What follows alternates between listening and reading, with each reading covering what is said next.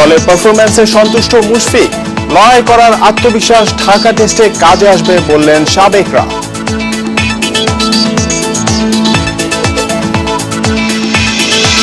শিরোপার লক্ষ্য নিয়ে দল গড়েছে ঢাকা ডায়নামাইটস, প্রস্তুতির বাড়তি সময়ে খুশি চেয়ারম্যান।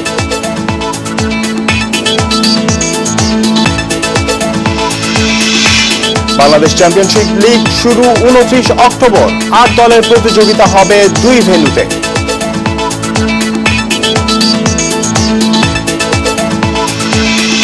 ব্যালন ড'রে 30 জনের তালিকা প্রকাশ, আছেন মেসি, রোনালদো, নেইমার।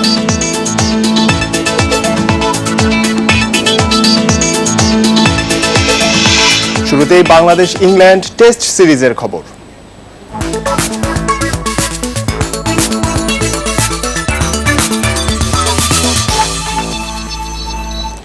ইতিহাস গড়া হলো না বাংলাদেশের। চট্টগ্রাম টেস্টের শেষ দিন 2 উইকেটে 33 রান তুলতে পারেনি টাইগাররা। শেষ ইনিংসে 286 রানের টার্গেটে টাইগাররা অল আউট হয়েছে 263 রানে। অলরাউন্ড পারফরম্যান্সে ম্যাচ সেরা হয়েছেন বেন স্টোকস। চট্টগ্রামে জয় নিয়ে 2 ম্যাচ সিরিজে এগিয়ে গেল England. And not for the first time, umpire Dharmasena must overturn his decision. An excellent review from Stokes and Cook. And Tigel cannot হতে পারতেন ইতিহাসের অংশ। অভিষেক ম্যাচেই জয়ের নায়ক হয়নি, পারেননি সাব্বির। স্টোকস রুটদের সান্ত্বনা তাই হয়তো ভালো লাগার কথা নয়। উইকেটে কিছুক্ষণ নির্বিকারে বসে থেকে হতাশ হৃদয়ে হাঁটতে থাকলেন ড্রেসিং রুমের পথে। মনে মনে হয়তো বলছিলেন, কেন স্ট্রাইক পরিবর্তন করতে গেলেন, কেনই বা তাইজুলকে নিয়ে ঝুঁকি নিলেন না। কোটি মানুষের চোখ ছিল সাব্বির তাইজুলের ব্যাটে। শুরুটাও ছিল আশা জাগানিয়া। স্টুয়ার্ট ব্রডের প্রথম ওভারে এলো 3 রান।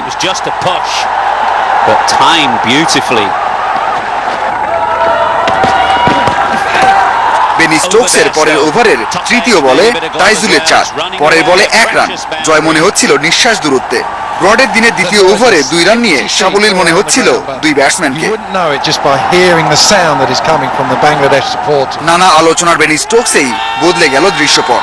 শেষ হলো স্বপ্ন, রিভিউ আবেদনে কাটা পড়লেন তাইজুল।